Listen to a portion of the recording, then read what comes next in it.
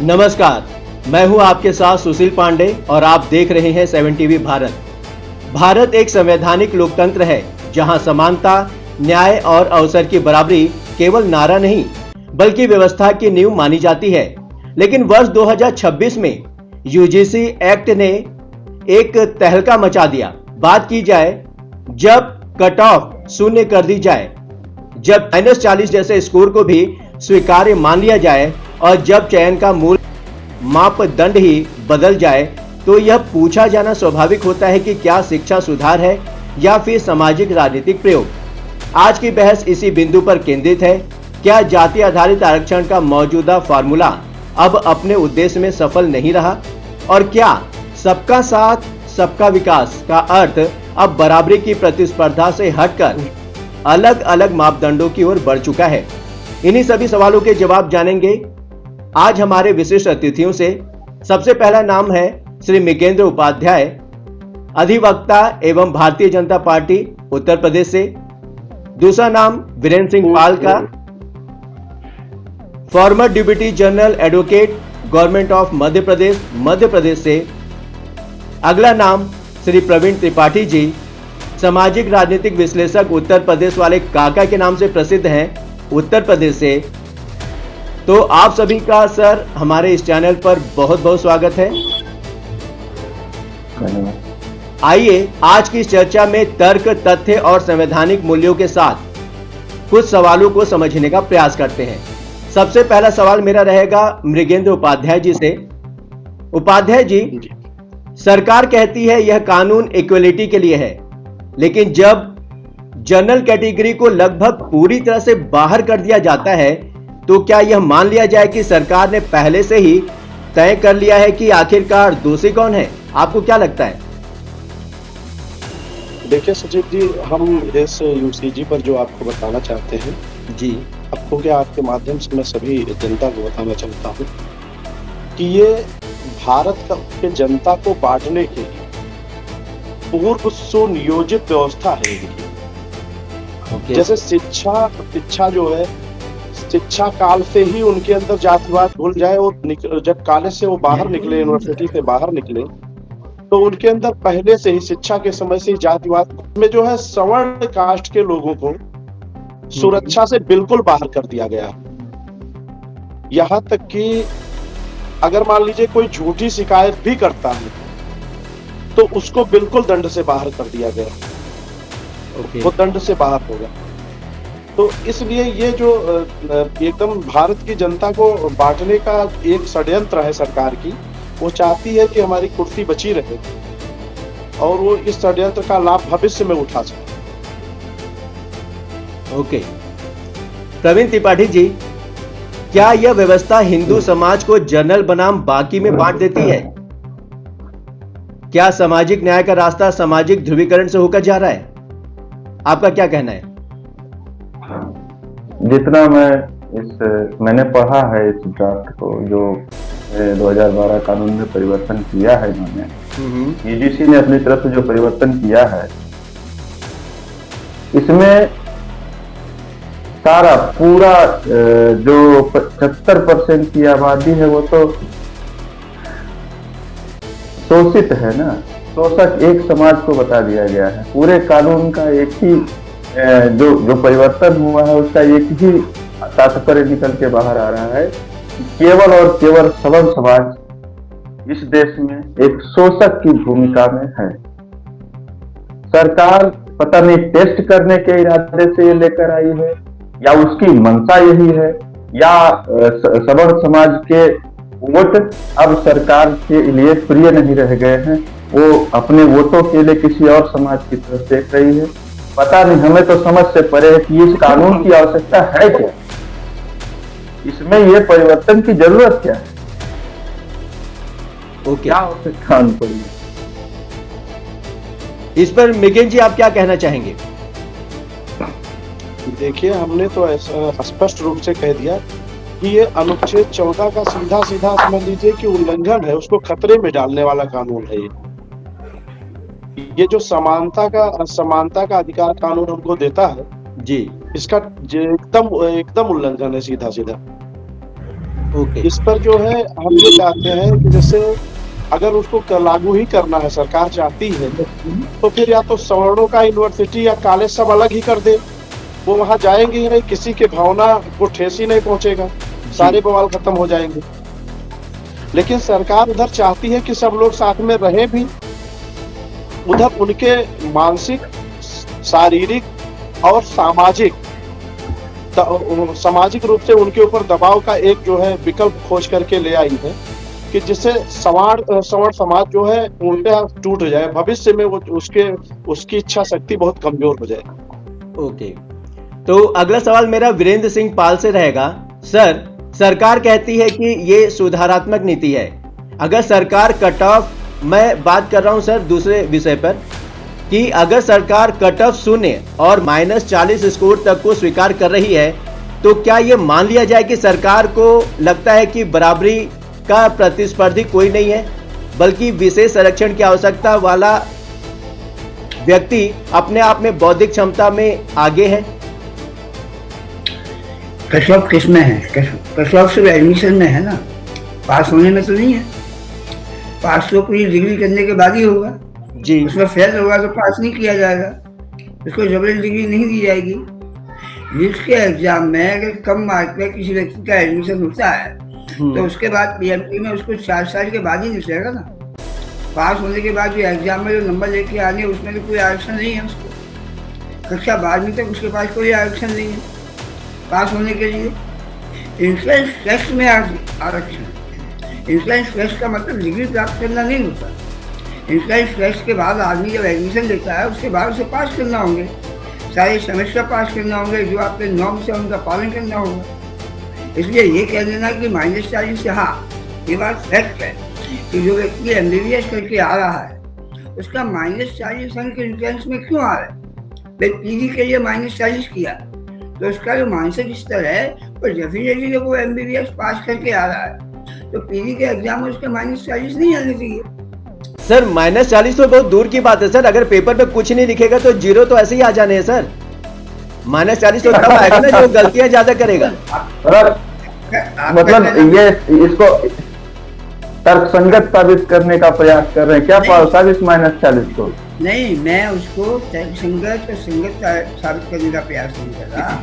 मेरा कहना ये है कि -40 के बारे में जब ये बात आई तो समाज में इस प्रकार की भ्रांति आई कि साहब -40 वाले डॉक्टर बनकर समाज के अंदर कैसे काम करें। तो जो -40 वाला है वो ऑलरेडी MBBS करके आया है, MBBS में उसे आरक्षण नहीं मिला है। MBBS की डिग्री आपने उसके जो पासिंग मार्क्स है उसके बाद ही आपने दी है। सर मैं एक चीज जानना चाहता हूँ वीरेंद्र जी, मैं इसमें आपको टोकूंगा सर। -40 एंट्रेंस एग्जाम पास करके एडमिशन लेने के लिए है ना सर? यस। तो आप एक बात बताइए सर। अरे स्पेशलाइजेशन देखिए स्पेशलाइजेशन के लिए जाती है, स्पेशलाइजेशन देने के लिए जैसे विषय विशेषज्ञ बनने के लिए वहां वो जा रहा है। तो जो व्यक्ति 0 स्कोर नहीं कर पा रहा, विषय विशेषज्ञ बन के वो जान ही तो लेगा लोगों की। कहां से आप इस पे तर्क दे रहे हैं महाराज? नहीं दे रहा हूं मैं। जो आपका पीजी का जो एंट्रेंस टेस्ट है, अगर उसमें मास्टर -40 के बाद एडमिशन होगा उसके बाद उसको पीजी का एग्जाम को पास करना ही पड़ेगा ना। सर एक बात बताइए सर, आप एक बात बताइए सर -40 ज्यादा होता है कि 0? नहीं, 0 ज्यादा होता है। तो सर अगर वो पेपर लिखेगा भी नहीं सर, पेपर लिखेगा भी नहीं, सिर्फ अपना रोल नंबर और मार्क्स लिख के आ गया तो 0 नंबर तो ऐसे ही आ गया सर। हमने भी एंट्रेंस एग्जाम दिया है सर, माइनस तो तब आते हैं ना जब मैं कुछ गलती कर। पहले तो ये जांच का विषय है कि वो MBBS कर कैसे पा रहा है जो -40 स्कोर कर रहा है। भाई उसको तो सजा देने की स्थिति में आना चाहिए। वो कैसे MBBS धारक हो गया भाई? जो 0 नहीं स्कोर कर पा रहा है वो MBBS कैसे कर गया? और वो जो करके आएगा स्पेशलाइजेशन तो सिर्फ हत्याएं करेगा बैठ के हॉस्पिटल में, किसी ऑथराइज रहेगा वो मर्डर करने के लिए लोगों की। क्या बात आप कर रहे हैं? जो आदमी MBBS की डिग्री करके आया। सुनिए मैं बताता हूँ, इस विषय पर मैं बताता हूँ आपको। शिक्षा व्यवस्था बहुत बढ़िया थी। उत्तर प्रदेश में एक मुख्यमंत्री हुए कल्याण सिंह जी, 2% रिजल्ट था उनके जमाने में। और उस 2% से पास होने वाले सभी अधिकारी हैं वर्तमान समय में। उसी के बाद आए अपने मुलायम शिक्षा, इन्होंने उसको सेल्फ सेंटर लगा के शिक्षा व्यवस्था की कमर तोड़ दी, पूरी खत्म ही कर दी एकदम। जो मानक था उसको जमीन के नीचे गाड़ दिया उन्होंने। उसके बाद की स्थिति यह है, जब आप नीचे से ही किसी को क्वालिफाइड व्यक्ति को डिग्री नहीं बांट रहे हैं तो आपको यही सब बकवास करनी पड़ेगी जो आज किया जा रहा है। शिक्षा का जो स्टैंडर्ड था उसको तो आप अंडरग्राउंड लेकर चले गए ना, तो अब योग्य लोगों को ढूंढ कर लाएंगे कहां से आप? कोई भी ऐरा गैरा आ जा रहा है, इंटर पास कर ले रहा है, बीए पास कर ले रहा है। हम लोग कैसे पास किए जानते हैं ना, इंटर पास करने में कितनी मेहनत लगती है। आज तो 86, 90% नंबर लेकर घूम रहे हैं, उनको दस्तखत करने की समझ नहीं है। आप कह रहे हैं कि वो तो एमबीबीएस कैसे नहीं पास कर लेगा? जब आप शिक्षा के स्तर की ऐसी तैसी कर दे रहे हैं, उसके बाद आपको ऐसे ही बेकार लोगों को उठा के लाना पड़ेगा। एमबीबीएस कैसे पास करेगा बिना आरक्षण? एमबीबीएस में पास करने में क्या?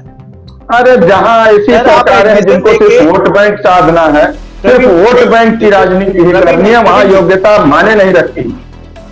योग्यता का अपना पैमाना नहीं होता क्या?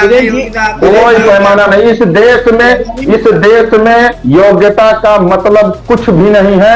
आप अपना एक सर्टिफिकेट बनवा लीजिए, एससी का, एसटी का, ओबीसी का, आप जाइए हो गए योग्य। हाँ, योग्यता कहाँ देखी जा रही है? उसके बाद आप एमबीबीएस पास हो जाएंगे। अरे जब जहाँ कोई मानक ही नहीं तो आप कुछ भी पास कर सकते हैं। आप डीएम कोतवाल हो सकते हैं कल को। वीरेंद्र जी सुनिए हमारी बात।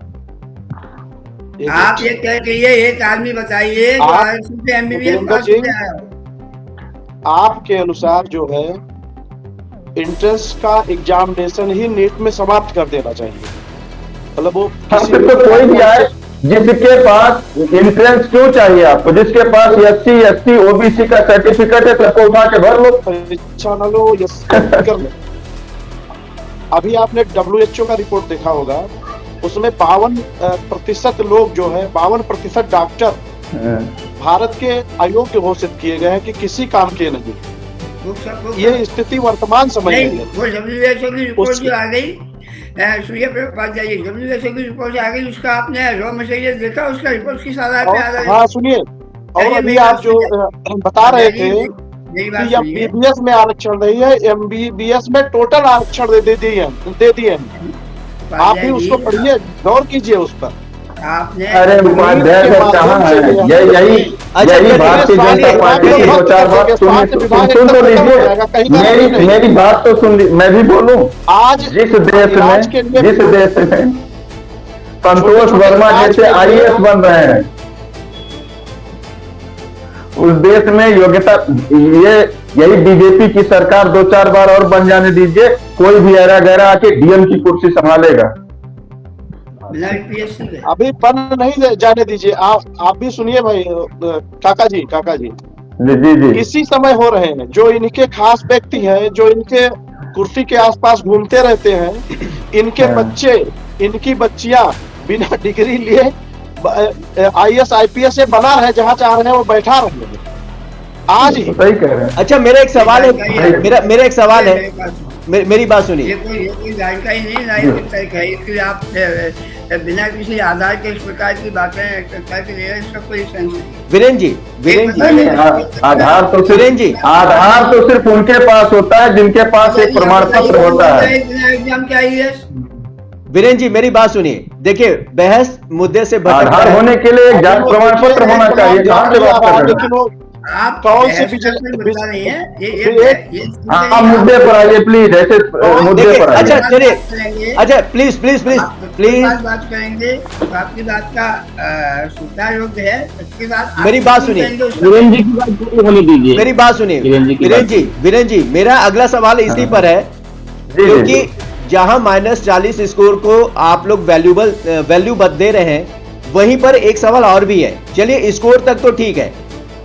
आज की डेट में वीरेंद्र जी सवाल आपसे है मेरा, आज ST SC और OBC के भीतर कई लेयर हैं, जहां यादव और मौर्य आज के टाइम में प्रभावशाली वर्ग माना जाता है, और उनसे नीचे के वर्गों में साफ सामाजिक आर्थिक अंतर भी दिखता है। तो मैं ये जानना चाहता हूं कि ये जो जाति व्यवस्था का जो अभी सिर्फ जनरल को बाहर निकाल दिया गया है और बाकी ओबीसी से लेकर एसटी एससी को अंदर रखा गया है, तो क्या ये एक ही कैटेगरी में सबको रखना सही है सर? जनरल को किससे बाहर निकाल दिया गया है? सर अभी आपका यूजीसी 2026 में का क्या नियम है जो सर? यूजीसी सुनिए, जो यूजीसी की नियम जी देखिए, मैं तथ्यपरक बात करने के लिए आपने मुझे बुलाया, तथ्यपरक बात करूँ। जी बताइए सर। मैं किसी जनरल की बात नहीं करूंगा और ना ही किसी प्रकार का कि मैं बेग बात करूंगा। आपने कहा जनरल को बाहर निकाल दिया गया, जनरल को किसी से बाहर निकाल दिया गया? आप यूजीसी का नहीं, मैं बोल रहा हूँ, पहले आप एक एक करके बोलिए सर, एक एक करके।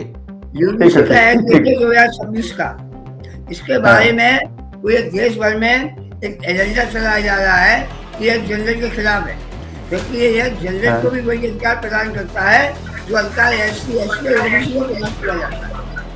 नहीं, कैसे आप बताइए वीरेंद्र जी, कैसे अधिकार प्राप्त करता है? मैं आप सवर्ण क्लास के लोगों को, जनरल कैटेगरी के लोगों को ये कैसे मतलब समानता का अधिकार देता है? मैं बता रहा हूँ, माफ कीजिएगा, आपने अगर नहीं, आपने या तो पूरा एक्ट पढ़ा नहीं है और या उसे कानून के तहत समझा नहीं है। मैं आपको जो बातें बता रहा हूँ अभी आपको क्लियर कर दूंगा।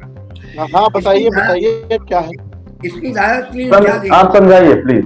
ABCDE धारा 3E देखिए। धारा 3E जो है वो भेदभाव के बारे में है और भेदभाव के बारे में उसमें इस पर लिखा हुआ है धर्म को, नस्ल को, जाति को, लिंग को, जन्म स्थान को, दिव्यांगता को, ये सारी चीजें शामिल है। और भेदभाव जो है इसके साथ में होगा स्टेक होल्डर के साथ में।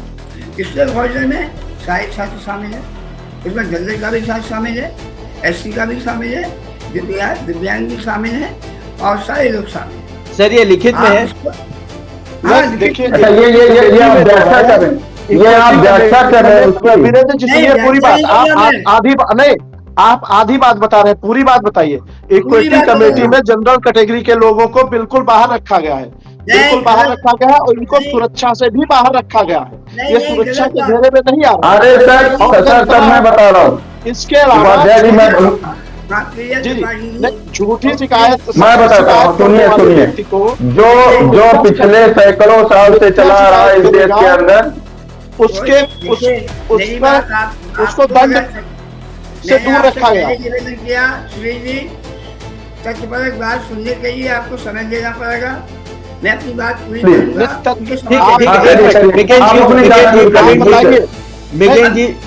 आप बताइए, आप हम सुनते हैं, तथ्य की बात करो वीरेंद्र जी, हम आपको सुनते हैं। बात कर लेंगे, एक मिनट आप तथ्य की बात बताइए। क्या जो झूठी शिकायत करेगा, ठीक है, आपके पास पेपर है सामने, हम देख रहे हैं, तो क्या जो झूठी शिकायत करेगा और बाद में पता चले कि इसने शिकायत झूठी की थी किसी सवर्ण व्यक्ति के, सवर्ण स्टूडेंट के विरुद्ध, ठीक है, तो उसको दंड का क्या प्राविधान दिया गया? अभी मैं बताऊँ, आप बताइए। पहली बात ये देखिए कि इसमें एक तो जो 3E है उसमें भेदभाव के बारे में है, उसमें सारे छात्रों को जाति की, आप लाइन चेंज कर रहे हैं। मैं ये जानना चाहता हूँ कि झूठी शिकायत वालों को दंड से बाहर किया गया या नहीं? अरे मेरी बात पूरी सुन लीजिए, मैं आपके सवाल का जवाब नहीं दे रहा, मैं देखिए, आप वकील साहब हैं, आप पूरी बात सुनाएंगे तो घुमा फिरा करके ले आएंगे हम जो कह रहे हैं उसको आप बताइए। आपके सवाल का भी जवाब उसमें शामिल है। पहली बात देखिए कि इसमें हितधारक में सारे छात्र शामिल है।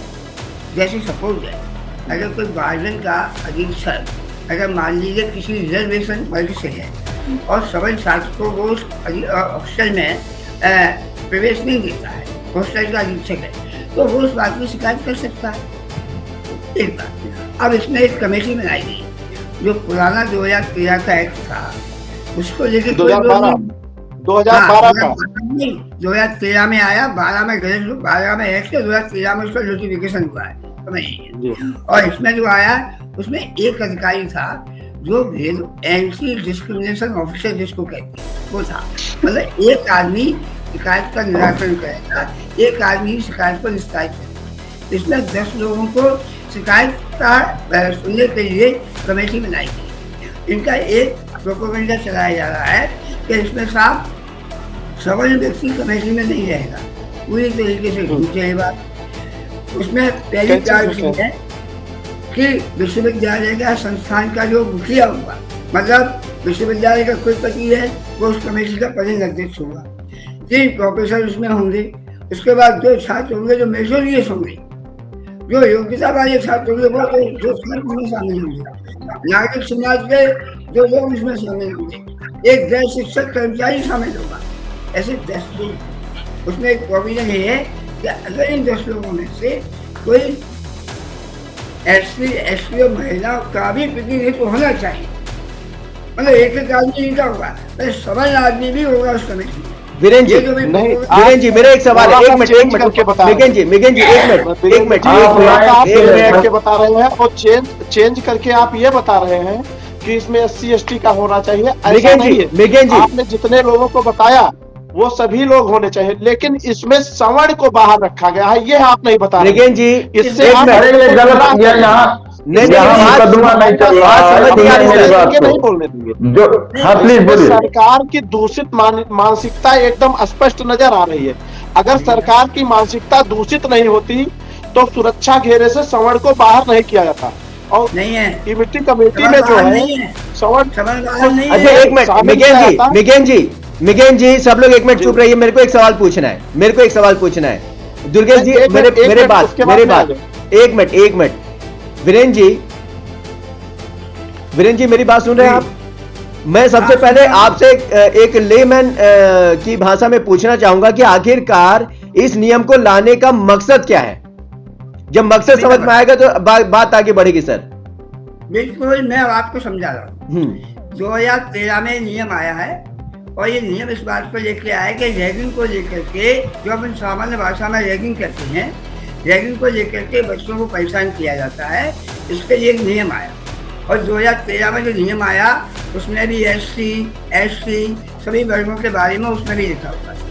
उसमें एक अधिकारी था जो शिकायत का निराकरण करता। आप सपोज मान लीजिए कि एक अधिकारी किसी एक वर्ग का होगा, किसी एक वर्ग का तो होगा ही, एक व्यक्ति होगा, तो उस अधिकारी को के पास शिकायत आएगी। हो सकता है वो अधिकारी भी अपने वर्ग की भावना के अनुसार किसी व्यक्ति के साथ भेदभाव करे। एक ये आया, रोहित बामुजा का मामला हुआ था। रोहित बामुजा के मामले में ऑनरेबल सुप्रीम कोर्ट में याचिका रही। उस याचिका के मामले में ऑनरेबल सुप्रीम कोर्ट ने इसको लेकर के गाइडलाइन बनाने को यूजीसी को कहा। यूजीसी ने जो गाइडलाइन बनाई, उस गाइडलाइन के आधार पर ये एक्ट आया है। रोहित, इसमें एक 10 लोगों की कमेटी बनाई गई है। 10 लोगों की कमेटी। ये एक्ट क्या कहता है सर? कमेटी में कौन है वो बात की बात है सर। सबसे पहले बताइए, यूजीसी आपने 2013 की बात बताई रैगिंग को लेकर। अब मैं ये जानना चाहता हूँ यूजीसी 2026 में क्या बात रखी गई है? जब ऑलरेडी 2013 में था तो उसको अपडेट क्यों किया गया 2026 में? इसलिए 2013 में जो था उसमें एक अधिकारी को अधिकार था कि वो शिकायत का निराकरण करता। इसमें 10 लोगों की कमेटी को अधिकार दिया गया है कि वो शिकायत का निराकरण करे। ये समझिएगा। और इसको ब्रॉड स्तर पर उसको फैलाएंगे। सर यहाँ कमेटी की बात नहीं हो रही है सर। बात ये हो रही कि यूजीसी 2000 की मंशा बहुत दूषित है।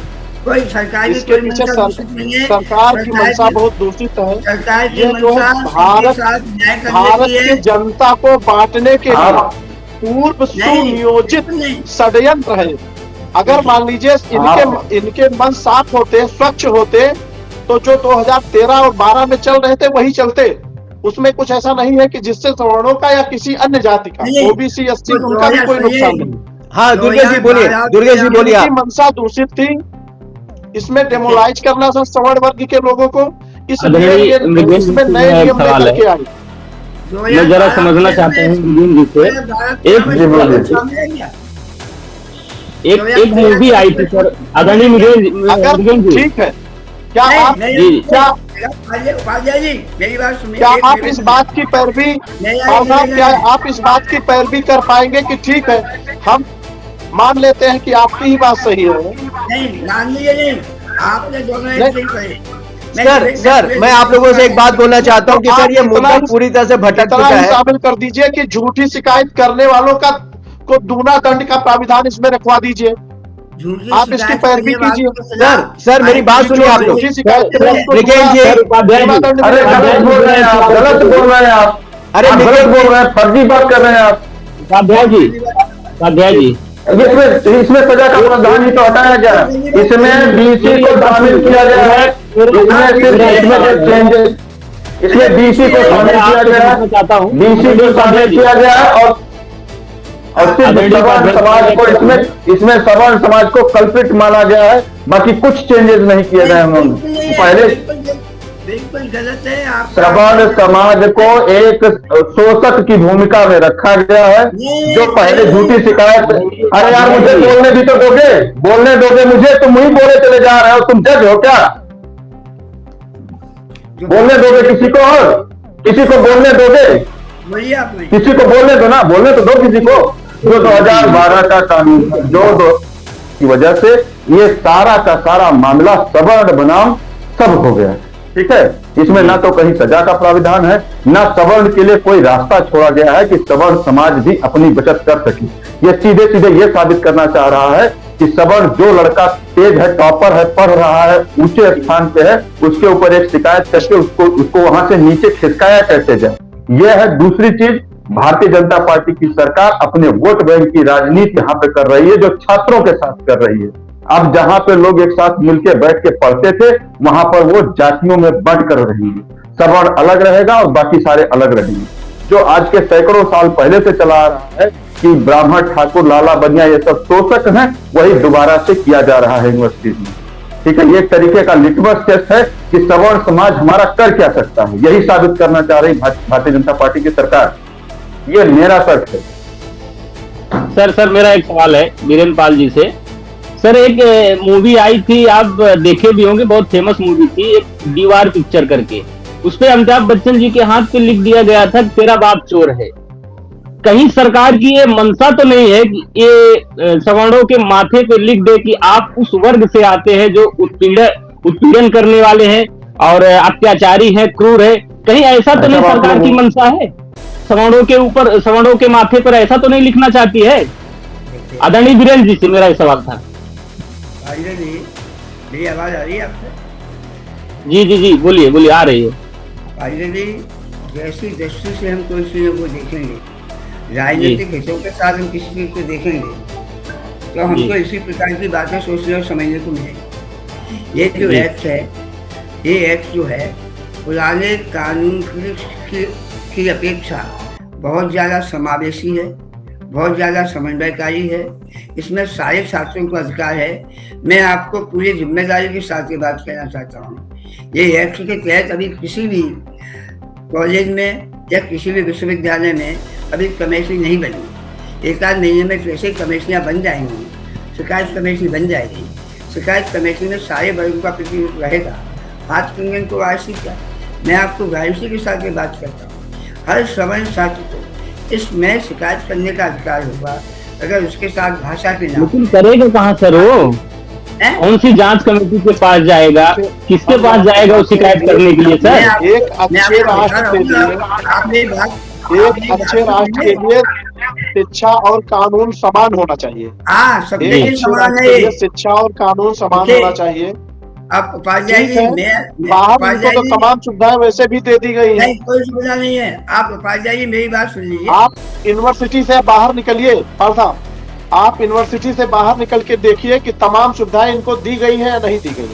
उपाध्याय जी मेरी एक बात सुनिए, SC, ST, OBC को यूनिवर्सिटी के बाहर तमाम सुविधाएं दी गई है, नहीं दी गई। अब ये वहाँ भी जो है, वहाँ इनको बेच करके जो जनरल कैटेगरी के लोग हैं, इनके मानसिकता को दबाने के लिए, मानसिक भावना को दबाने के लिए, इनका शोषण करने के लिए, सामाजिक अवहेलना झेलने के लिए इस नए कानून को इसमें शामिल कर दिया गया है।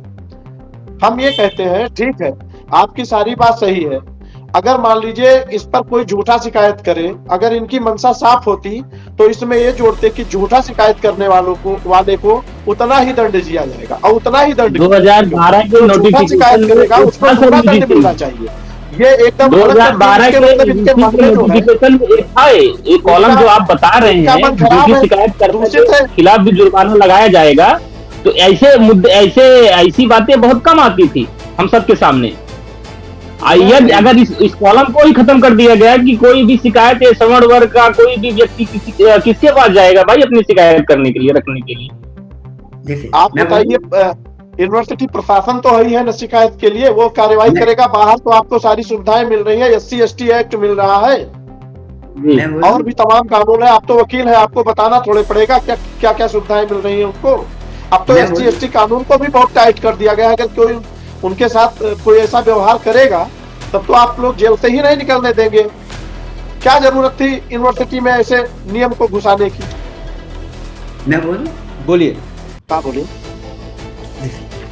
पुराने कानून में भी लगता है हम जो भी महानुभाव हमारे साथ बैठे हुए हैं उन्होंने दोनों ही एक्ट का कोई अध्ययन नहीं किया, मेरा ऐसा समझ है। अगर हम दोनों एक्टों का अध्ययन करेंगे तो हम सारी बात समझ पाएंगे या सारी बात बोल पाएंगे। पुराने कानून में इस बात का कहीं उल्लेख नहीं है कि कोई व्यक्ति दूसरी शिकायत करेगा तो उसको पनिशमेंट दिया जाएगा। आप अगर हो तो आप वो सेक्शन मुझे बताइए, मेरे हाथ में पुराना वाला कानून भी है, मैं लिए बैठा हूँ। पहली बात। दूसरी बात मैं आपको बता दूँ, इस एक्ट में हर प्रकार के छात्र को शिकायत करने का अधिकार है। अभी आप चाहे के लिए प्रोपेगेंडा चला दीजिए या झूठ बोल दीजिए, अभी ये जब एक्ट धरातल पर आएगा तो उसमें कमेटियाँ बनेंगी, उसमें शिकायतें होंगी, हर प्रकार के छात्र को अधिकार है। जैसे मैं आपको समझा रहा हूँ, मान लो कोई स्पोर्ट्स टीचर है और वो मान लीजिए रिजर्वेशन वर्ग से है और वो किसी छात्र को जो सामान्य वर्ग का उसको खेलने नहीं दे रहा है या उसको खिला नहीं रहा है, जाति आदि भेदभाव कर रहा है। मान लीजिए छात्रावास का अधीक्षक किसी वर्ग का है और वो दूसरे वर्ग के व्यक्ति को नहीं कहा, तो सभी छात्र को भी शिकायत करने का अधिकार है। उसके धर्म के नाम पे, उसकी जाति के नाम पे, उसकी नस्ल के नाम, उसके लिंग के नाम पे, उसकी भाषा के नाम पे, अगर प्रकार से उसका भेदभाव। मतलब आप ये कहना चाहते हैं कि दूसरी बात, 2012 निराकरण कैसे होगा? अब उन्होंने कहा कि जो निराकरण कमेटी 2012 में तो उसमें साफ समझ नहीं है गलत बनी। ये पूरी यही तो कहना चाह रहे हैं आप। निराकरण में पहला क्योंकि 2012 में जो यूजीसी बनी थी संस्थान को क्या है, अब कोई वो गलत थी। वो समानता का भाव नहीं था। ये आपने माने पूरे देश में सारे विश्वविद्यालय में कुलपति जेल वर्ग से, ये तो नहीं मान सकते ना। क्यों नहीं? आप सख्ती से लागू कराएंगे, क्यों नहीं होगा? ये प्रोफेशन है।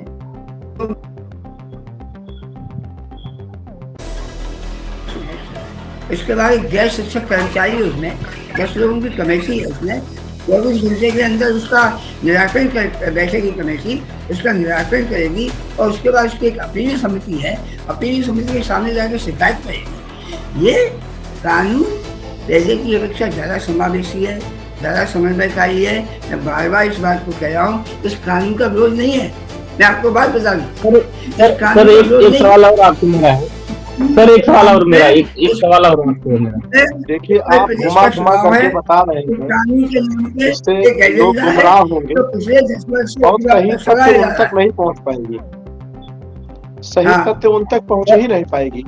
इसमें आप एक लाइन हमेशा छिपा दे रहे हैं, सवर्णों को इसकी सुरक्षा से बिल्कुल बाहर रखा गया, ये बात आप नहीं बता रहे हैं।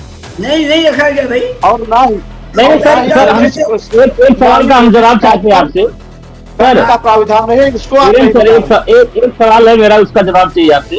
यदि कोई ओबीसी वर्ग का बच्चा सपोज दैट SC/ST वर्ग के साथ जातिगत भेदभाव करता है, उसके खिलाफ क्या कार्रवाई होगी? ओबीसी वाले बच्चे के साथ नहीं, इसमें शिकायत होगी। इसमें कैसे शिकायत होगी सर? इसमें तो उसका कॉलम है ही नहीं उसके खिलाफ कोई कार्रवाई करने के लिए।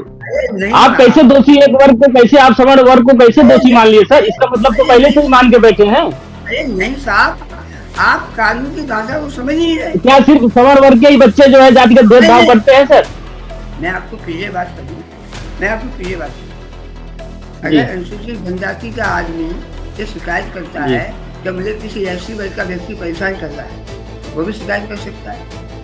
जो उसको कहता है मुझे पिछड़े वर्ग का व्यक्ति परेशान कर रहा है, वो भी शिकायत कर सकता है। वो कह रहा है मेरे साथ सवर्ण वर्ग का व्यक्ति परेशान कर रहा है, वो भी शिकायत कर सकता है। ये थोड़ी है कि मैं SC और OBC शिकायत करता होंगे। इस अदालत में शामिल है, स्टेक होल्डर में शामिल है सारे लोग, वो छात्र। अरे आप इसका इस अदालत जो है, इसका मैं आपको बता रहा हूँ, पढ़ के बता रहा हूँ, मेरे पास रखा हुआ है। ये है 3 था। क्या सर क्या 2012 की नोटिफिकेशन में ओबीसी वर्ग को पीड़ित पक्ष में रखा गया था क्या? इसमें सब है, उसमें भी नहीं, सब है। 2012 के पहले नहीं, उसमें अरे पीड़ित पक्ष में रखा गया था क्या? आप बात नहीं सुनो। नहीं, हम वही जानना चाहते हैं सर आपसे। कोई आदमी जो शिकायत करता है, वो शिकायत करते समय ये आरोप लगाएगा मेरे साथ सामने वाले व्यक्ति ने इस प्रकार का विभेदकारी कार्य किया या इस प्रकार का मेरे साथ भेदभाव किया। वो भेदभाव किस पे आधारित होगा? वो भेदभाव भाषा पे आधारित हो सकता है, जाति पे आधारित हो सकता है, नस्ल पे आधारित, क्षेत्र पे आधारित हो सकता है। क्षेत्र मीन्स अभी बड़े बड़े कैंपस हैं जैसे IIC वगैरह है, पाल जी, इसमें प्रारंभिक जांच को जो है स्पष्ट रूप से समाप्त कर दिया गया है। कोई शिकायत मिल जाए और जब तक उसके खिलाफ सिद्ध ना हो जाए तब तक वो दोषी है। अरे ऐसा कहीं मान नहीं है करके साहब, ये कहाँ बनाया लिखा ये गया है। बात? नहीं, कहाँ लिखा ये बात? देखिए कहाँ इस लिखा है? समय आप तो हम बताइए मुझे। नहीं नहीं, एकदम आप ये लिखा बात हुआ मुझे- स्पष्ट, हम आपको दिखा देंगे। उपाध्याय जी ये नहीं, कहाँ लिखा है बताइए मुझे। नहीं अब देखिए पेपर नहीं, हमने लिखा। इतने दिए नहीं लेकिन पढ़े हैं और हमको नहीं, पढ़े नहीं है। चैम्बर पर रखा हुआ है। सुनिए, चैम्बर यही पर मेरा रखा हुआ है। कहना है। चैम्बर हमारा थोड़ा 10 मिनट लग जाएगा, नहीं तो अभी हम तुरंत उसको ला करके आपको दिखा देते हैं। कहाँ लिखा हुआ है बताइए मुझे, वो सेक्शन बताइए। 24 घंटे के अंदर 10 लोगों की कमेटी बैठेगी शिकायत का निराकरण करने के लिए। 24 घंटे के अंदर, और 10 लोगों की कमेटी होगी, उसमें कुलपति शामिल है, उसमें विश्वविद्यालय में शिकायत दे दो। और क्या जो सर जो रिपोर्ट बनाई जा रही है इंक्वायरी के लिए, प्रोफेसर शामिल है, तमाम लोग शामिल है। हमको जी बोलिए। सिर्फ एक चीज बताइए कि अगर ठीक है इनका मंशा साफ था तो वो जो पूर्व में चल रहा था तो उसमें कमी क्या थी? आखिर वही चलता, उसमें कमी थी। उसका रीजन दूसरा है सर। एक मिनट इसका उदाहरण दुर्गेश जी संशोधन ही किया तो संशोधन में ये लिखते कि झूठी शिकायत अगर मान लीजिए शामिल ही है तो झूठी शिकायत करने वाला चाहे जिस कास्ट का स्टूडेंट होगा उसके विरुद्ध दंडात्मक कार्यवाही की जाएगी, उतना ही दंड जितना उसमें शामिल है। अब मान लीजिए किसी ने झूठी शिकायत कर दी, दे दी, और मान लीजिए उसको निलंबित कर दिया गया कार्य से 1 महीने के लिए, या उसका परीक्षा छोड़वा दिया गया, तो इसके लिए कौन जिम्मेदार होगा? क्या आपने जो झूठी शिकायत का कहा है ना, पहली बात मेरा निवेदन है, इसमें शिकायत करने वालों में छात्र ही शामिल नहीं है बल्कि कर्मचारी भी शामिल है। जैसे संकाय के सदस्य शामिल हैं, फैकल्टी के कर्मचारी शामिल हैं, प्रबंध समिति के सदस्य शामिल हैं और शिक्षा संस्थान का प्रमुख भी शामिल है। इसमें कोई भी व्यक्ति शिकायत कर सकता है। सभी लोग शामिल है। क्या उसमें कोई जनरल कैटेगरी का भी व्यक्ति शामिल है? जनरल कैटेगरी शामिल है? क्या जनरल कैटेगरी का कोई व्यक्ति शामिल है उसमें? अरे साहब उपाध्याय जी, इसमें जनरल कैटेगरी के लोग भी शामिल हैं। आपने पूरा देखा नहीं है। पहला उसमें है कि संस्थान का प्रमुख व्यक्ति आएगा इसमें, जब कुलपति या कुलगुरु जो होगा वो आएगा उसमें।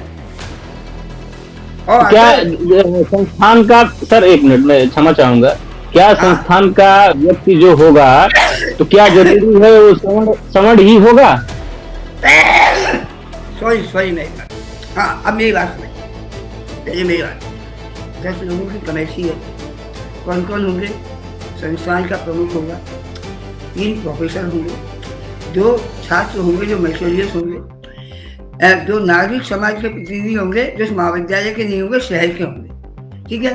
एक जो होगा वो समन्वय केंद्र का जो प्रमुख है वो शामिल होगा। अब इसमें देखा जाएगा कि इसमें 10 लोग आए, अगर 10 लोगों में से SC ST और महिलाओं का कोई प्रतिनिधित्व है या नहीं है, अगर है नहीं है तो उसमें से ऐसे लोगों को 2-3 लोग रखे जाएंगे। अदरवाइज उसमें कोई कैटेगराइज नहीं है, जो अपने पद पे हैं उस हिसाब से आएंगे। अगर मैथोरियल स्टूडेंट जो जनरल के आएंगे वो आ जाएंगे, संस्थान का प्रमुख है तो जनरल का होगा वो भी आ जाएगा उसमें, उसको हटा थोड़ी। इसको कैसे आप जान रहे हैं सर संस्थान का प्रमुख जनरल का ही होगा? नहीं, इस आपको बात कैसे में- मालूम सर? आप तो अपने अपने स्वविवेक से बोल रहे हैं ना अभी, नहीं, अच्छा ऐसा नहीं है। अच्छा 3 प्रोफेसर होंगे जो भी जनरल के नहीं होंगे। सर क्या ये कैसे नियम होंगे? कानून में लिखा हुआ है? मैं सिर्फ ये जानना चाहता हूँ सर, है। ये आप हमारी लिखा बात हुआ है? समझिए, कालजी। आप बस यही दिक्कत कहीं- पड़ जाती है, आप आधी बात को बताते हैं, आधी को छोड़ देते हैं। कौन सी समझी जैसे छोड़ने की बात यही है कि जो स्टूडेंट, जिन स्टूडेंट को शामिल करना है वो स्टूडेंट शामिल नहीं होंगे। अगर मान लीजिए प्रोफेसर है कोई, मान लीजिए उसमें बाई चांस कभी निकल गए, जरूरी नहीं है कि अब तो मुश्किल ही है, चूंकि आरक्षण इतना चरम पर है कि मुश्किल ही है अब भविष्य में मिल पाना क्या कि कोई सवर्ण कैटेगरी का मिल ही जाए, लेकिन बाई चांस की बात है, कहीं मिल सकते हैं, नहीं तो सब यही रहेंगे। और स्टूडेंटों को बाहर कर दिया गया, सवर्ण स्टूडेंटों को, किसने तो क्या बचा? देखिए आपने अब 2 बातें कही उपाध्याय जी। पहली बात आपने कही कि इसमें जनरल का कोई रहेगा नहीं। अब आपने कहा कि स्टूडेंट उसमें नहीं रहेगा, सवर्ण का। इसमें स्टूडेंट पता है कौन सा है? कौन सा स्टूडेंट रहेगा आपने? मैं आपसे बताइए। निवेदन कर रहा हूँ, आप तीनों लोगों से निवेदन कर रहा हूँ, इसमें स्टूडेंट कौन सा रहेगा? स्टूडेंट जो है SC OBC, सुनिए हम बता रहे हैं, SC ST OBC कर लेंगे। अच्छा अभी मैं आपको बता रहा हूँ। महिला रहेगी, स्टूडेंट विकलांग रहेंगे। अरे मेरी बात सुनिए, स्टूडेंट में कहा जो छात्र प्रतिनिधि जिनका नामांकन शैक्षणिक योग्यता होगी, खेलों में उत्कृष्टता होगी या पाठ्यक्रमों में प्रदर्शन के आधार पर लिया जाएगा। मतलब जो मेजोरियस होंगे कोई स्टूडेंट होंगे, हर कोई स्टूडेंट नहीं होगा इसमें। प्रोफेसर 3 आएंगे इसमें। मैं अभी आपसे कह रहा हूँ, ये जो है एजेंडा है पूरी तरीके से बिना पढ़े राजनीतिक उद्देश्य से इस एजेंडे को चलाया जा रहा है। बहुत सही कह रहे हैं, यही मैं कहना चाहता हूँ। यही मैं कह रहा हूँ, इस नियम को राजनीतिक उद्देश्य की पूर्ति के लिए ही बनाया गया है, नहीं तो जो नहीं, पुरानी थी वो सही नहीं। थी, वही चलती। इसलिए इसमें संशोधन की कहीं कोई आवश्यकता नहीं थी। देखिए इस देश लेकिन- में कांग्रेस जब नियम लेके आई है, चाहे जितने विभेदकारी लेके आई है, कभी भी समाज ने उसका विरोध नहीं किया कांग्रेस का। भाजपा जब समन्वय के नियम लेके आई है, समानता के नियम लेके आई है, लोगों के भले के लिए नियम लेके आई है, उन सारे अच्छे नियमों का जातिगत स्तर पे, क्षेत्रवाद के स्तर पे विरोध किया गया है। कांग्रेस नहीं सर, नहीं सर। ऐसा नहीं, सर, आपका सुनिए कहना सर, बिल्कुल गलत। जो रोहित वेमुला का केस हुआ है सर, उसी को आधार बना के अभी कुछ दिन पहले का स्टेटमेंट है राहुल गांधी का कर्नाटक में कि हम राहुल वेमुला एक्ट लेके आ रहे हैं कर्नाटक में, और अपना हमारा जहां कांग्रेस की गवर्नमेंट है आंध्रा में भी लेके आ रहे हैं। उसी के बचाव में ये जो है, ये भारतीय जनता पार्टी ने क्या किया, ओबीसी वर्ग को भी इसमें शामिल किया। मेरी बात समझिए सर, मैं कहां से बोल रहा हूं, उसी साजिशन जो है भारतीय जनता पार्टी की कारगुजारी है सर। इसमें ओबीसी वर्ग को भी रखने का जो साजिश है ना, वो राहुल गांधी का जो बयान था उसके आधार पर लिया गया है। इसमें जो ओबीसी वर्ग को शामिल करिए इस एक्ट में, जो 13 जनवरी का नोटिफिकेशन आया यूजीसी का, भारतीय जनता पार्टी एक साजिश की तरह जो है सवर्णों के खिलाफ काम कर रही है सर। आप समझिए मेरी बात को। और कहीं भी इस कॉलम ही खत्म कर दिए। 2012 का जो नोटिफिकेशन था उसमें ये था शिकायतकर्ता की अगर बातें जो है, अगर जो शिकायत है अगर झूठी पाई जाएगी तो उसके खिलाफ भी कार्यवाही होगी और उसके खिलाफ जुर्माना लगाया जाएगा। लेकिन इस वाले नोटिफिकेशन आप कहीं भी दिखा दीजिए सर, शिकायतकर्ता के खिलाफ कोई कठोर कार्रवाई की जाएगी। बारे में क्या लिखा है? आप इसका मतलब पहले से ही सवर्णों को आप दोषी मान के बैठ गए ना सर। इस सरकार की मंशा है सवर्ण। मेरी अब बात कहीं सही सर एक मिनट, अब कहीं भारतीय जनता पार्टी का जो स्लोगन है सबका साथ, सबका विकास और सबका विश्वास, तो हमें तो नहीं लग रहा है कि सर सबका साथ चाहते हैं और सबका विकास चाहते हैं। समाज में जो लोग सबका साथ सबका विकास नहीं चाहते हैं उन्हीं को परेशानी है, इसके अलावा किसी व्यक्ति को परेशानी नहीं है। अच्छा आपने सर, जो बात कही है वीरेंद्र जी, मैं पूछना चाहता हूँ 2013 के एक्ट में कहाँ लिखा है कि जो शिकायत करेगा उसके खिलाफ कार्रवाई होगी? ये मैं जुर्माना था ना सर, जुर्माना था ना सर, बताइए। जुर्माना था ना उस वक्त में। अरे था सर, अरे मैं भी सर वही हम कह रहे हैं ना, वही चीज हम कह रहे हैं। दूसरा आपने कहा राहुल गांधी ने वहाँ का, भाई साहब 2023 से ये मामला चल रहा है सुप्रीम कोर्ट में। 2023 से इस मामले के संबंध में यूजीसी को जवाब देना पड़ रहा है, और सुप्रीम कोर्ट में जब ये मामला हुआ तो रोहित वेमुला के एक्ट के पालन में, रोहित वेमुला के मामले के पालन में सुप्रीम कोर्ट के हमने क्या कहा सर, हमारी बात समझिए सर। हमने कहा भारतीय जनता पार्टी ने उनके बयान का काट निकाला है इस चीज को लाके। मेरी बात समझिए सर, मैं ये कह रहा हूँ कि हम भी हितैषी हैं सर। दोनों पांडे जी से निवेदन है मेरा, दुर्गेश जी से, सुशील जी से मेरा एक निवेदन है। आप पत्रकार हैं, राजनीतिक उद्देश्य से हम कोई बात नहीं करेंगे। मैं तो बात है, मैं एक एडवोकेट हूँ, तो सही और सच्ची बात होगी वो बताऊंगा जी। आपका पूरा मान है, सम्मान है सर, वो राजनीतिक विद्वेष वाली बात नहीं है सर जी। मुझे उससे कोई अंतर नहीं पड़ता। मेरा एक निवेदन है, ये जो एक्ट है, दो बातें मैं आपको बिल्कुल क्लियर कर दूँ। इसमें सभी छात्रों को, जिसमें सवर्ण भी शामिल हैं, सबको अपने साथ हुए भेदभाव के संबंध में शिकायत करने का अधिकार है। ये बात मैं पूरी जिम्मेदारी के साथ कह रहा हूँ। दूसरा एक भ्रम है समाज में फैलाया जा रहा है कि जो कमेटी होगी उस कमेटी में सिर्फ रिजर्वेशन वर्ग के लोग होंगे, पूरी तरीके से झूठ है वो बात। सभी समाज के सभी प्रकार के प्रतिनिधि उसमें शामिल होंगे। हाँ, अगर ऐसा हुआ तो उसमें इनके प्रतिनिधि शामिल नहीं है तो उनके प्रतिनिधि भी शामिल किए जाए, ये बात है सर। मैं इसका एक ताजा ज्वलंत उदाहरण आपको देना चाहता हूँ। दिल्ली में हमारे एक मित्र हैं, उनके पास किसी ने फोन किया, किसी लड़की ने, किसी छात्रा ने फोन किया, एक प्रतिष्ठित विश्वविद्यालय की छात्रा थी। उन्होंने फोन पे बताया कि भैया मेरे साथ ऐसा हुआ, किसी सामने वाले ने किसी, मतलब अब मैं नाम नहीं लेना चाहता हूँ, नाम लूंगा भी नहीं, उसने जो है उस छात्रा के सामने आके अश्लील हरकत की, बदतमीजी की उस छात्रा के साथ में। जब छात्रा ने उसको पूरी तरह से कंडक्ट किया, मना किया, इनकार किया, उस छात्र ने क्या कहा कि हम तुम्हारे खिलाफ ऐसी साजिश रचेंगे जिससे तुम्हारा कैरियर डूब जाएगा। ये ताजा ज्वलंत उदाहरण है सर, अभी 2 दिन पहले का ये मैटर है, मैं आपको बता रहा हूँ सर। और फिर उसके बाद सुन लीजिए, लड़की जब अपने पिता को बताई ये बात, उसके पिता उस लड़के के पिता से मिले, कंप्रोमाइज किए। अब सोचिए सर, इसका ज्वलंत उदाहरण मैं आपको दे रहा हूँ, इससे बड़ा क्या होगा सर। मेरी बात सुनिए, सोशल मीडिया पे जो वीडियो आप बता रहे हैं, ये वीडियो जला हुआ है।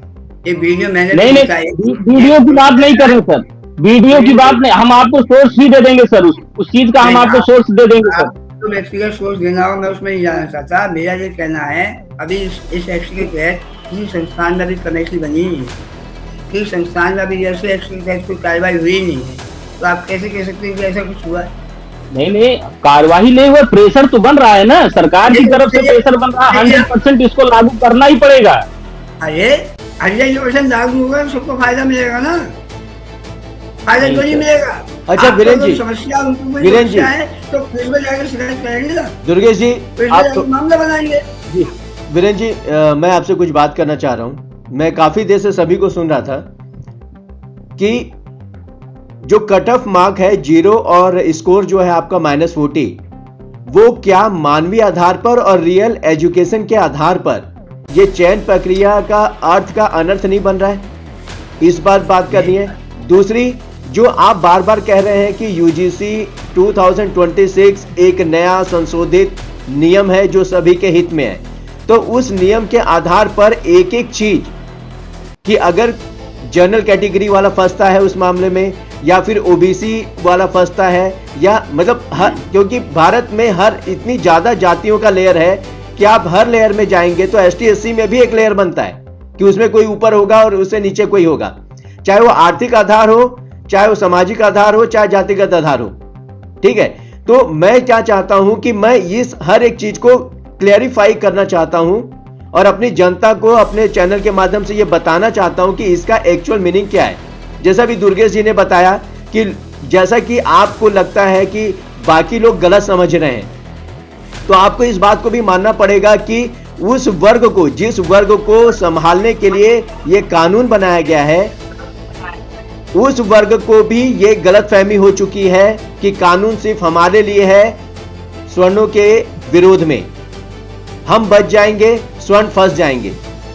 ये मैं अपनी बात नहीं कर रहा sir, across the India her media channel इस बात पे कर रहा है, बड़े बड़े पत्रकार कर रहे हैं, बड़े बड़े वकील कर रहे हैं, और उससे बात यही निकल के आ रही है कि भाई ये नियम कानून है 2013 से और 2016 में ये डिफरेंसेस है। पहले हमको उस डिफरेंसेस को बताना पड़ेगा, क्लियर करना पड़ेगा कि ये कमियां थी, उस कमी को दूर करने के लिए ये लाया गया। अब उसमें केस स्टडी आती है, क्वेश्चंस आते हैं कि जनरल अगर किसी को प्रताड़ित करता है तो क्या होता है, ओबीसी अगर एसटी/एससी को प्रताड़ित करता है तो क्या होता है, और एसटी अगर एससी को प्रताड़ित करेगा तो क्या होगा। क्योंकि सर आप कानून जानते हैं, आप कानून के लैंग्वेज में बात करेंगे तो सर आपको भी पता है plus minus minus minus minus plus होता है, थ्योरेटिकल सबको पता है सर। लेकिन जब हम प्रैक्टिकली करते हैं, ग्राउंड जीरो की जब हम रिपोर्टिंग करते हैं तो हमेशा पाते हैं कि ये वो वाली बात हो गई सर कि एक साइकिल वाला की गलती हो और कार लेके आप जा रहे हैं, हमेशा आपको ही दोषी ठहराया जाएगा। मैं अपनी बात चालू करूं? बोलिए सर। देखिए, मैं आपको पूरी जिम्मेदारी के साथ कह रहा हूँ, अगर सवर्ण छात्र किसी भी संस्थान में अगर शिकायत करेगा कि उसके साथ जाति के आधार पर भेदभाव किया जा रहा है, भाई जाति के आधार पर भेदभाव करने के लिए आपको ये बात तय है कि सामने वाले पर जिस पर भी आप आरोप लगाएंगे उसकी जाति दूसरी होनी चाहिए। ये बात तो फैक्ट है। यस, तभी भेदभाव का आरोप लगाएंगे, उसके बिना तो नहीं लगा पाएंगे। दुर्गेश पांडे जी, सुशील पांडे जी पर भेदभाव का आरोप तो नहीं लगा पाएंगे जातिगत, राइट, नहीं लगा पाएंगे जातिगत। सवर्ण छात्र को पूरा अधिकार है कि अगर उसको लगता है कि मेरे फैकल्टी का झील नगर दूसरी जाति का है, या मेरे हॉस्टल का वार्डन दूसरी जाति का है, या मेरा एग्जामिनर कोई दूसरी जाति का है, और कोई शिक्षक मेरा दूसरी जाति का है, और वो मेरे साथ किसी प्रकार का जाति के आधार पर भेदभाव करता है, तो वो शिकायत करने का उसको अधिकार है। मैं पूरी जिम्मेदारी के साथ कह रहा हूँ, ऐसा इस कानून में प्रावधान है। एक बात, अगर किसी छात्र को, सवर्ण छात्र को इस बात का भी परेशानी है कि उसे भाषा के नाम पर कोई प्रताड़ित किया जा रहा है, मान लीजिए अभी जो कई राज्यों में भाषा को लेकर विवाद हो रहा है तो सुनने में आता है, उसमें लेकर वो कह सकता है कि मुझे भाषा के नाम पर परेशान किया जा रहा है, तो उसमें सारे लोग शिकायत कर सकते हैं। कोई कह रहा है मुझे लिंग के नाम पर परेशान किया जा रहा है, शिकायत कर सकते हैं, उसमें सारे लोग शामिल हैं। कोई कह रहा है मुझे क्षेत्र के नाम पर, कभी कभार क्या होता है छोटे शहर और बड़े शहर के बीच में भी एक दूरी होती है, राइट। लोगों को लगता है हम बड़े शहर से आए हैं, हम श्रेष्ठ हैं, छोटे शहर से आए हैं जो कम श्रेष्ठ हैं, ऐसा लगता है।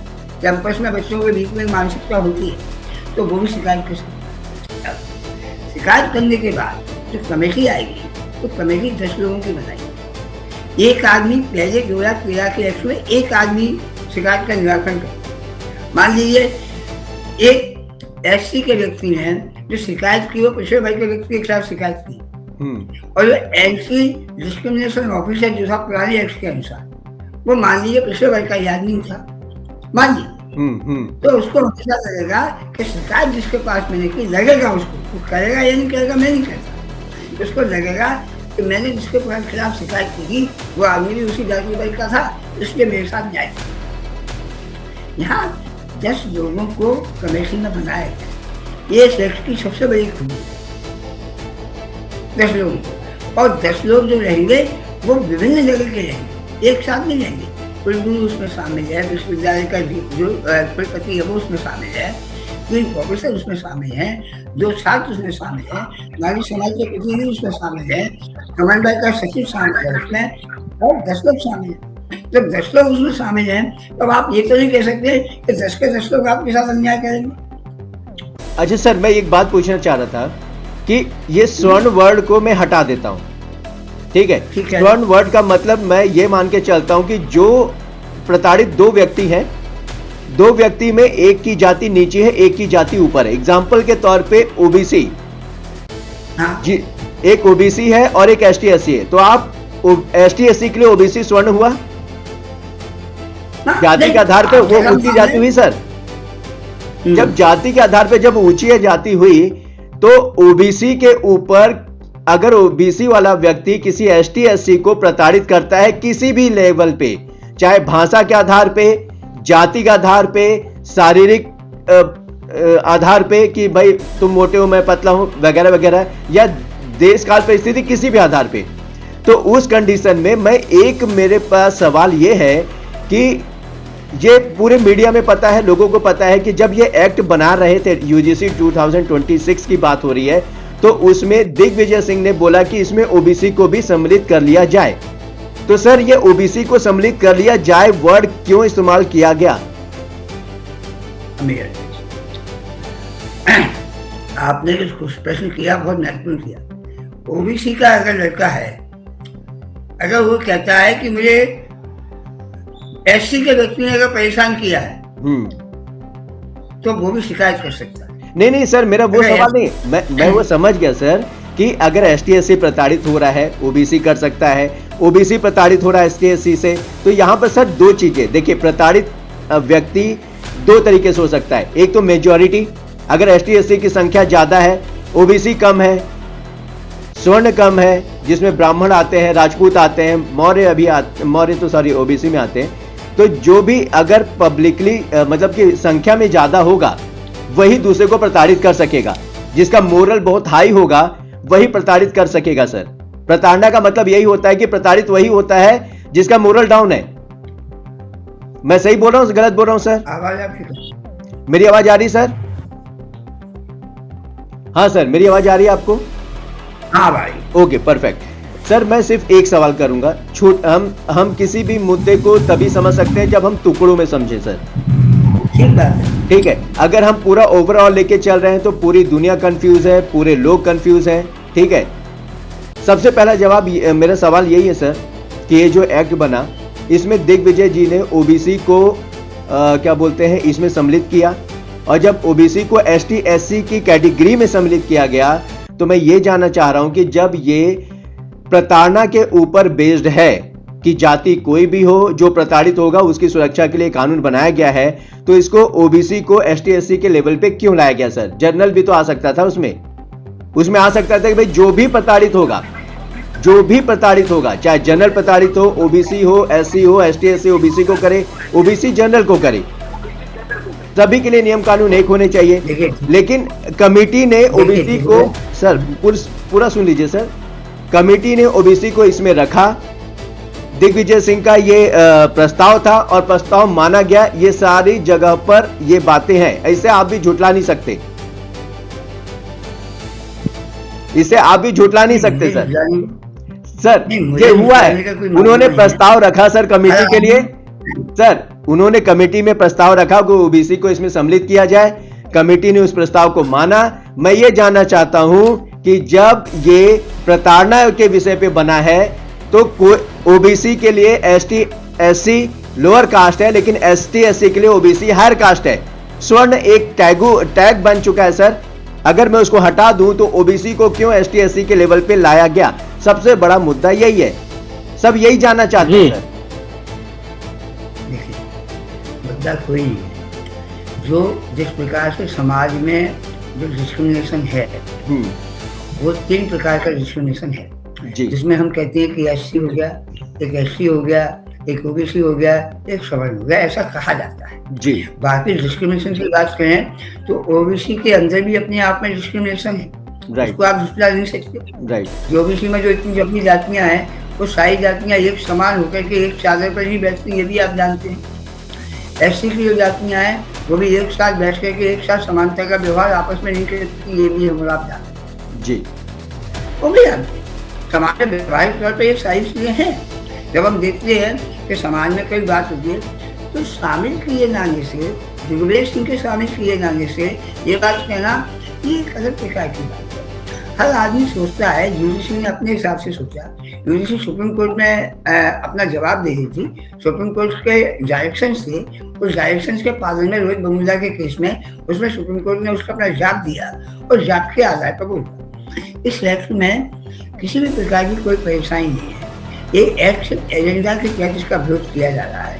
पांडे जी मैं आपको पूरे विश्वास के साथ कहता हूँ, 1 महीना 2 महीने अभी रुक जाइए। मैं 2 बातें आपके साथ कह रहा हूँ और आप कभी भी मेरे साथ शेयर करना, और आप की जो कमेटी होगी उसमें सारे वर्ग के लोग शामिल होंगे।